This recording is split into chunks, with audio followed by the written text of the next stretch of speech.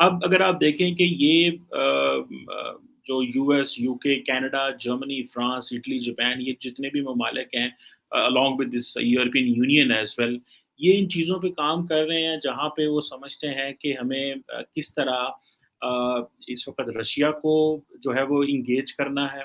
किस तरह रशिया से जो है वो रशिया के अगेंस्ट एक नैरेटिव बनाना है और चाइना के अगेंस्ट भी नैरेटिव बनाना है। लेकिन आपको हैरानगी होगी ये सुन के और देख के कि 2 दिन पहले तो जो Indian prime minister Narendra Modi हैं, वो जो चाइना ने एक high level dialogue on global development करवाया है, वो उसका भी मेंबर थे और वहाँ पे भी बैठे हुए थे।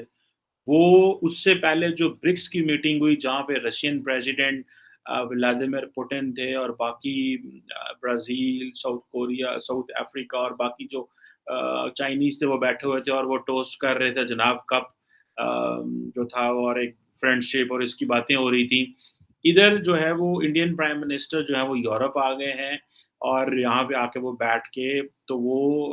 बेसिकली अगर मैं ये कहूँ कि इस वक़्त बहुत सारे जो डिप्लोमैटिक ऑब्जेक्टिव में जो प्राइमरी डिप्लोमैटिक ऑब्जेक्टिव है फॉर द G7 वो इंडिया को वेस्टर्न साइड के करीब करना है। And I am telling you with the full जो एक अंडरस्टैंडिंग के साथ और ख़ास तौर पे यूक्रेन की वॉर है उसके ऊपर वो जो इसको बड़ा करीब करना चाहते हैं। इंडिया ये तो कहता है कि जी ठीक है, जंग नहीं होनी चाहिए और इस तरह नहीं होनी चाहिए, लेकिन इंडिया जो है, वो जिस तरह एक वेस्टर्न ब्लॉक में इतना करीब हो गए। देखिए, चाइनीज़ इतने करीब नहीं है जितना इंडिया करीब है। इतने करीब होके ज़ाहिर-सी बात है वो जो काम कर रहे हैं, जो कि मैं समझता हूँ कि बहुत बड़ी उनकी कामयाबी है कि वो ब्रिक्स में भी थे, वो high level global dialogue on development जो कि जिसको चाइना इनिशिएट कर रहा है। अब चाइना और इंडिया के मामलात बताने की ज़रूरत तो नहीं है ना मुझे कि उनके आपस में क्या मामलात हैं, either in terms of security और इकोनॉमी अक्सर मैं इस प्लेटफ़ॉर्म पे बात करता रहता हूँ। अब जो है वो जो है ना नरेंद्र मोदी साहब जो हैं जफ़ियाँ डाल रहे हैं जो बाइडेन के साथ भी डाल रहे हैं, एमेनुअल मैक्रोन के साथ भी डाल रहे हैं, जस्टिन ट्रूडो के साथ भी डाल रहे हैं एंड आप उनकी फ्रैंकनेस और लेवल चेक करें और यहाँ पे जिस तरह आज मैं कह रहा था कि जो चाइनीज़ हमारे दोस्त हैं, वो सानू अपने उन्होंने जो हाई लेवल डेवलपमेंट डायलॉग बुलाया उसमें हमें बुलाना छोड़ गए हैं। हमारे दोस्त कौन है और हमारे दुश्मन कौन है, हम किसके दोस्त हैं और हम किसके दुश्मन हैं, और जो हमारे दोस्त हैं क्या वाकई वो हमारे दोस्त हैं? इन तमाम सवालों का जवाब मिलेगा अभी। 2-3 दिन से पाकिस्तानी सोशल मीडिया पर एक तस्वीर शेयर करवाते हुए नज़र आ रहे थे और उस पर सवाल उठा रहे थे, और वो तस्वीर थी ब्रिक्स के एक इजलास की, एक सेशन की,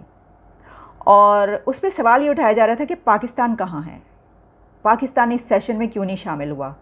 पाकिस्तान ने इस इजलास में शिरकत क्यों नहीं की, पाकिस्तान इससे एब्सेंट क्यों है, यहाँ पर क्यों नज़र नहीं आ रहा। अब फॉरेन अफेयर्स की तरफ से आसिम इफ्तिखार साहब ने एक स्टेटमेंट जारी किया जिससे पता चला है कि पाकिस्तान ब्रिक्स के उस इजलास में क्यों नहीं गया जिसमें परमानेंट मेंबर्स के अलावा तकरीबन 2 डज़न से ज़ायद 24 से ज़्यादा कंट्रीज़ ने शिरकत की।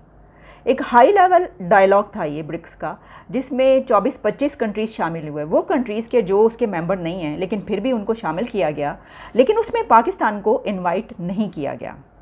अच्छा, इसमें स्पोक्स पर्सन आसिम इफ्तिखार साहब ने जो कहा, उन्होंने कहा कि पाकिस्तान ने ब्रिक्स इजलास की कामयाब मेज़बानी पर चाइना को मुबारकबाद पेश की है, और मुबारकबाद पेश करते हुए ब्रिक्स के तंजीम के एक मेंबर कंट्री की जानिब से पाकिस्तान को इजलास में शिरकत से रोकने पर अफसोस का इजहार किया। यानी पाकिस्तान ने चाइना को कहा है कि जी बड़ी बड़ी मुबारकबाद कि आपने इजलास करवाया, कंडक्ट किया, लेकिन इसमें एक मेंबर ने हमें शामिल होने से रोक दिया। तो इससे ही पता चलता है कि इंडिया ने पाकिस्तान को ब्रिक्स के उस इजलास में शरीक होने से रोका है जिसमें 24-25 से ज़्यादा कंट्रीज़ शामिल हुए। अब यहाँ पर सवाल ये नहीं बनता कि भारत ने पाकिस्तान को क्यों रोका। देखिए, भारत पाकिस्तान को रोक सकता है, वो क्यों नहीं रोकेगा। आप हमेशा से हम ये कहते हैं कि दुश्मन है, और हम तो ये कहते रहे कि देखिए FATF की जो लिस्ट है उसमें हमारे साथ क्या किया गया। भारत ने पाकिस्तान को FATF में शामिल रखने पर जो है वो कोशिशें की पाकिस्तान के ख़िलाफ़। फिर GSP+ स्टेटस के ऊपर हम ये कहते हैं कि वो भी पाकिस्तान के ख़िलाफ़ कोशिशें की जा रही हैं कि उसमें भी पाकिस्तान के लिए ख़तरा पैदा किया जाए। फिर और भी बहुत सारे ऐसे मामला थे जिस पर हम कहते हैं कि देखें पाकिस्तान को जो अगर ग्लोबल फोरम है या आलमी मंजरनामे पर पाकिस्तान को अगर पाकिस्तान के ख़िलाफ़ कोई साजिशें करता है, कोई कोशिशें करता है, तो वो भारत ऐसा करने की कोशिशें करता है। तो जब हम इतना बहुत सारा कहते हैं तो फिर हमें इसके ऊपर तो कोई हैरानी नहीं होनी चाहिए कि इंडिया ने ऐसा किया। ठीक है, इंडिया और पाकिस्तान के जो ताल्लुकात हैं, अच्छा उनके भी हमारे बारे में जो है वो ऐसी रिजर्वेशन है, वो भी ये कहते रहते हैं कि इन्होंने ये किया, दहशतगर्दी हुई, सब कुछ हुआ।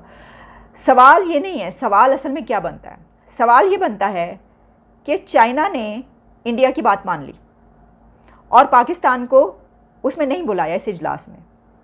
क्योंकि चाइना से तो हमारा गिला बनता है। देखिए चाइना से ताल्लुकात पाकिस्तान के इस नहज पर पहुंच चुके हैं, यानी हमने गुज़िश्ता कुछ सालों में चाइना के साथ हमने वहाँ पे चाइना को ला खड़ा किया कि जहाँ पर अगर चाइना का ही दुश्मन इंडिया, यानी चाइना और इंडिया के ताल्लुकात भी आप जानते हैं कैसे हैं, जिस तरह पाकिस्तान और भारत के ताल्लुकात हैं, बिल्कुल उसी तरीके से भारत और चाइना के ताल्लुकात शायद उससे भी ज़्यादा शदीद हैं। लेकिन फिर भी चाइना अपने उस दुश्मन मुल्क की बात मान लेता है और अपने दोस्त कंट्री, जिसको कहते हैं कि शहद से मीठी दोस्ती, उसको आने पे जो है वो कहता है ठीक है नहीं बुलाते। अगर आप कहते हैं तो ओके, नहीं उसको पाकिस्तान को बुलाते और पाकिस्तान को नहीं बुलाया जाता। तो इस वक्त इसमें इम्तिहान है, और जो बहुत ही एक कंडेम करने वाली बात है वो ये नहीं है कि किसी ने हमारे ख़िलाफ़ जो है वो ये वाली साजिश चली और हमें नहीं बुलाया गया। ऐसा तो बहुत सारी जगहों पे हो सकता है जहाँ पे जिसकी लॉबी ज़्यादा स्ट्रॉन्ग होती है वो यही कुछ करती है, और जो हरीफ होते हैं उनको ढा देती है। तो हमें भी अपनी लॉबी स्ट्रॉन्ग करने की ज़रूरत है, लेकिन यहाँ पे तो लॉबी की ज़रूरत नहीं थी। यही तो चाइना ही तो एक कंट्री है कि जहाँ पर पाकिस्तान को लॉबी की ज़रूरत नहीं, तो वहाँ पे भी पाकिस्तान के साथ ये हुआ है। तो इससे ये पता चलता है कि हमने गुज़िश्ता चंद सालों में चाइना को वहाँ पर ला के खड़ा किया है कि वो भी हमसे फेडअप हो चुका है।